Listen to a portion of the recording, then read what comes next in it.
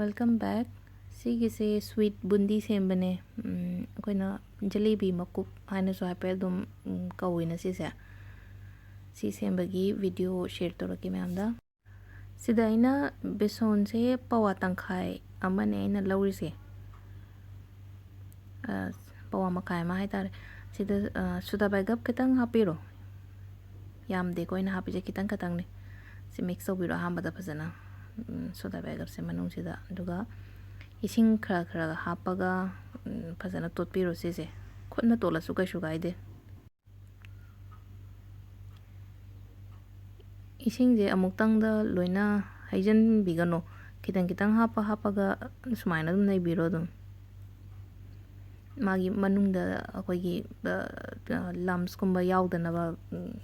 phajana mix tawna ba ising jiga besan jiga aduga mahi su yam langa da banate aduna ising je haidi amuktang da jor jor hijilagadi mahi khanglang lang thok khini duna kitang kitang hapaga dum nei biro sumaina mai consistency sa pet yeng bio kitang nang badawnu story sise kitang amaga hapase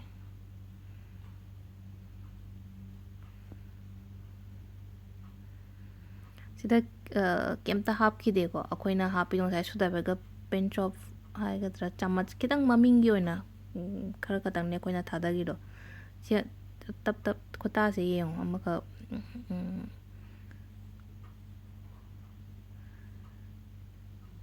yamna langbu su oidre yamna nangbu su oidre sismaina aina tengkot macha macha ani khak lore tuga khabai amamam gumbagi changda lokthokpiro ahambada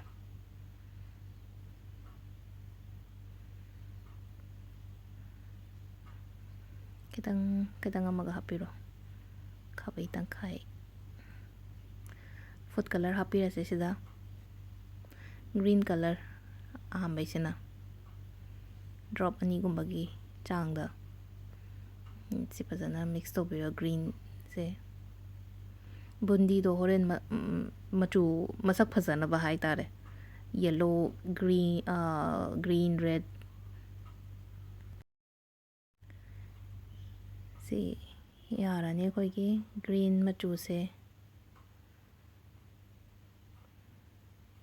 duga sida angang ba katang hapa sida orange machu hapa sida kitang amaga the orange sisu drop ani ahum gumba hape sida sisu fazana mix tobiro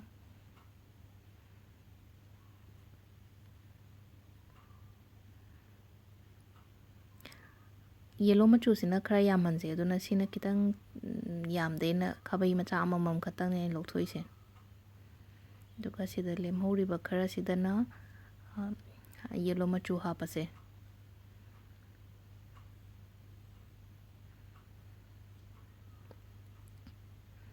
akoigi asang baga ngasai gi angang baga haptragadi sigi yellow machu je leitraga jo koina yangangum ba hapasu kaisu gaide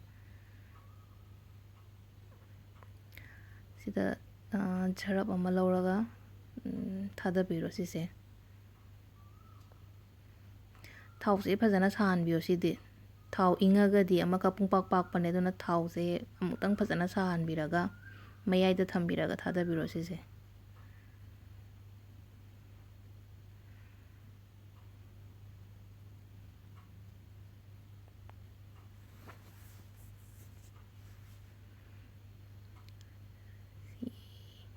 yam thuna su dum mun bani kuppanina hana loin tau thoga thambirase aduga kona akoigi chini sugar syrup ta kona thadarase taubagi part se hana loisilase sise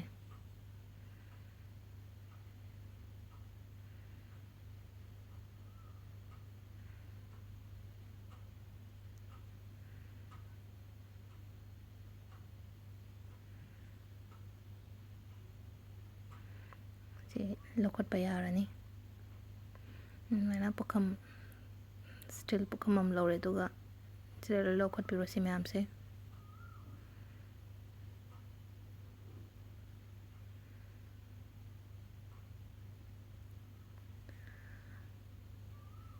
ꯃꯊꯪꯒꯤꯁꯤꯅ ꯍꯥꯏꯗꯤ ꯉꯁꯥꯏꯒꯤ ꯑꯩꯈꯣꯏꯅ orange colour ꯍꯥꯞꯄꯒ ꯊꯝꯈꯤꯕꯗꯣ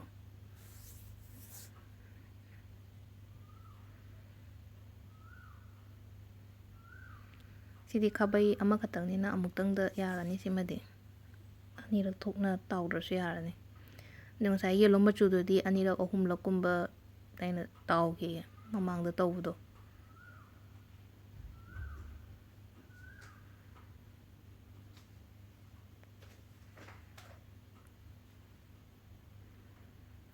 ꯁꯤꯁꯨ ꯂꯧꯈꯠꯄꯤꯔꯣ ꯂꯣꯏꯅꯃꯛ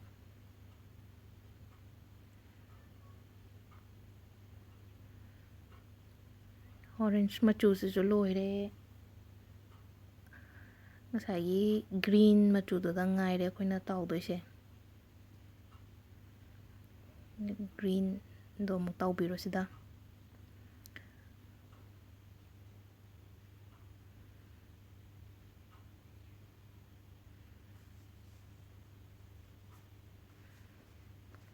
ꯆꯞ ꯃꯥꯟꯅꯩ process ꯃꯃꯥꯡꯗ ꯑꯩꯈꯣꯏꯅ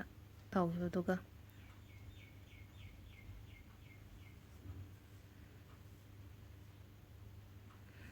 ꯊꯥꯎꯗꯤ ꯑꯗꯨꯝ ꯁꯥꯍꯟꯕꯤꯌꯣ ꯅꯠꯇ꯭ꯔꯒꯗꯤ ꯕꯨꯟꯗꯤꯁꯨ ꯂꯣꯏ ꯄꯥꯛꯁꯟꯈꯤꯅꯤ ꯊꯥꯎ ꯈꯤꯇꯪ ꯍꯦꯛ ꯏꯪꯊꯕꯗ ꯑꯗꯨꯅ ꯌꯥꯔꯤꯉꯩ ꯊꯥꯎꯁꯤꯗꯤ ꯐꯖꯅ ꯁꯥꯍꯜꯂꯒ ꯊꯥꯗꯕꯤꯕ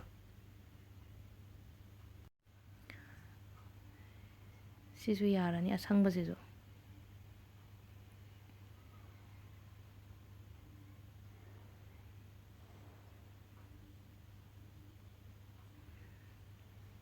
ꯑꯗꯨꯝ ꯂꯣꯏꯅ ꯊꯨꯅ ꯃꯨꯟꯕꯅꯦ ꯀꯨꯞꯄꯅꯤꯅ ꯊꯥꯎ ꯈꯛꯇꯪ ꯃꯔꯤꯛ ꯊꯨꯝꯅ ꯍꯥꯞꯄꯒꯗꯤ ꯁꯤꯁꯨ ꯂꯧꯈꯠꯄꯤꯔꯁꯦ ꯉꯁꯥꯏꯁꯤꯗ ꯂꯣꯏꯔꯦ ꯑꯩꯈꯣꯏꯒꯤ ꯃꯆꯨ ꯑꯍꯨꯝꯃꯛ ꯂꯣꯏꯅꯃꯛ ꯑꯗꯨꯒ ꯆꯤꯅꯤꯒꯤꯅ ꯆꯤꯅꯤ ꯇꯦꯡꯀꯣꯠ ꯑꯃ ꯃꯈꯥꯏ ꯍꯥꯞꯄꯒꯦ ꯁꯤꯗ ꯆꯤꯅꯤ ꯑꯗꯨꯒ ꯁꯤ ꯁꯧꯍꯟꯕꯤꯔꯁꯦ ꯑꯍꯥꯟꯕꯗ ꯐꯖꯅ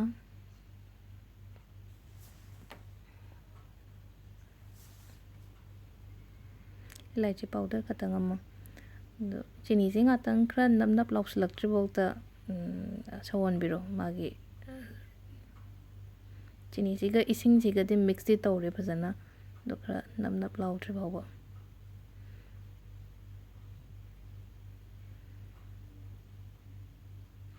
ꯁꯤ ꯌꯥꯔꯅꯤ ꯃꯃꯥꯡꯒꯤ ꯍꯥꯏꯔꯒꯗꯤ ꯐꯖꯅ ꯅꯞ ꯅꯞ ꯂꯥꯎꯔꯦ ꯁꯤꯁꯦ ꯑꯗꯣ ꯉꯁꯥꯏꯒꯤ ꯑꯍꯥꯝꯕꯒꯤ ꯌꯦꯜꯂꯣ ꯃꯆꯨ ꯍꯥꯟꯅ ꯍꯥꯞꯆꯤꯟꯕꯤꯔꯁꯦ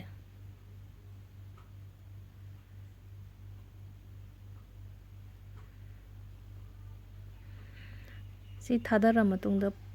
ꯃꯤꯅꯤꯠ ꯑꯃꯃꯨꯛꯇꯪ ꯍꯥꯏꯐꯦꯠꯇꯪ ꯊꯝꯕꯤꯔꯣ ꯃꯩ ꯂꯩꯈꯠꯂꯒ ꯃꯅꯨꯡꯗꯨꯗ ꯂꯣꯏꯅꯃꯛ ꯆꯤꯅꯤꯗꯣ ꯆꯪꯅꯕ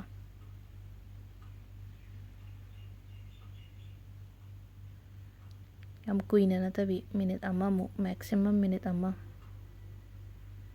ꯁꯤ ꯂꯧꯈꯠꯄꯤꯔꯣ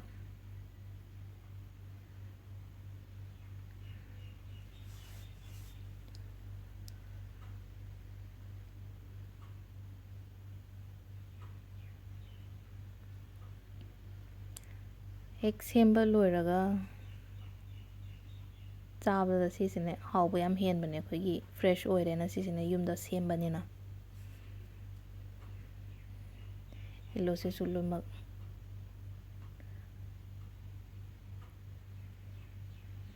ꯑꯅꯤꯔꯛꯇ ꯂꯣꯏꯅꯃꯛ ꯍꯥꯞꯄ ꯂꯣꯏꯔꯦ ꯆꯤꯅꯤꯁꯤꯗ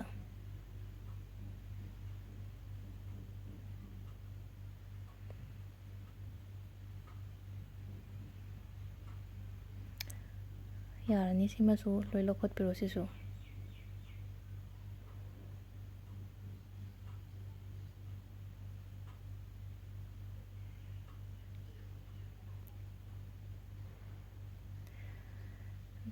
ꯑꯣꯔꯦꯟꯖ ꯃꯆꯨ ꯈꯔ ꯊꯝꯈꯤꯕꯗꯣ ꯁꯤꯁꯨ ꯍꯥꯞꯆꯤꯟꯕꯤꯔꯣ ꯆꯤꯅꯤꯁꯦ ꯐꯅꯌꯥꯝ ꯅꯪꯁꯤꯜꯂꯛꯑꯦ ꯉꯁꯥꯏ ꯃꯃꯥꯡꯗ ꯈꯤꯇꯪ ꯀꯨꯏꯅ ꯂꯣꯜꯂꯛꯄꯒꯤ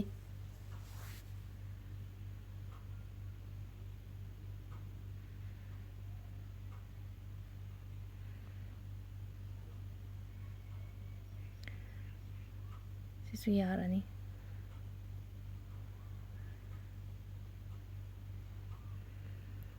ꯑꯣꯔꯦꯟꯖꯁꯤꯁꯨ ꯂꯧꯈꯠꯄꯤꯔꯣ ꯑꯁꯪꯕꯗꯣ ꯉꯥꯏꯔꯦ ꯒ꯭ꯔꯤꯟ ꯉꯁꯥꯏ ꯕꯨꯟꯗꯤ ꯇꯥꯎꯔ ꯊꯝꯈꯤꯕꯗꯣ ꯒ꯭ꯔꯤꯟ ꯇꯦꯡꯀꯣꯠ ꯃꯆꯥ ꯑꯃ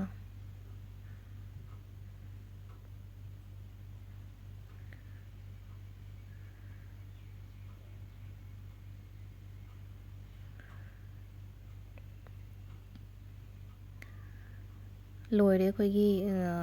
ꯁ꯭ꯋꯤꯠ ꯕꯨꯟꯗꯤꯁꯦ ꯂꯣꯏꯅꯃꯛ ꯃꯆꯨꯁꯤꯅ ꯁꯨꯝ ꯑꯩꯈꯣꯏꯅ ꯌꯦꯡꯕꯗ ꯈꯤꯇꯪ ꯐꯖꯅꯕ ꯁꯨꯝ ꯍꯥꯞꯄꯅꯤ ꯁꯝꯅ ꯍꯥꯏꯔꯕꯗ ꯑꯣꯞꯁꯅꯦꯜꯅꯦ ꯃꯆꯨ ꯂꯩꯇ꯭ꯔꯒꯗꯤ ꯀꯩꯁꯨ ꯀꯥꯏꯗꯦ ꯉꯁꯥꯏꯒꯤ ꯑꯩꯈꯣꯏ ꯍꯪꯒꯄꯥꯟꯗꯨꯅ ꯑꯗꯨꯝ ꯂꯣꯏꯁꯤꯟꯈ꯭ꯔꯁꯨ ꯌꯥꯏ ꯌꯥꯏꯉꯪꯒꯨꯝꯕ ꯍꯥꯞꯄꯤꯔꯒ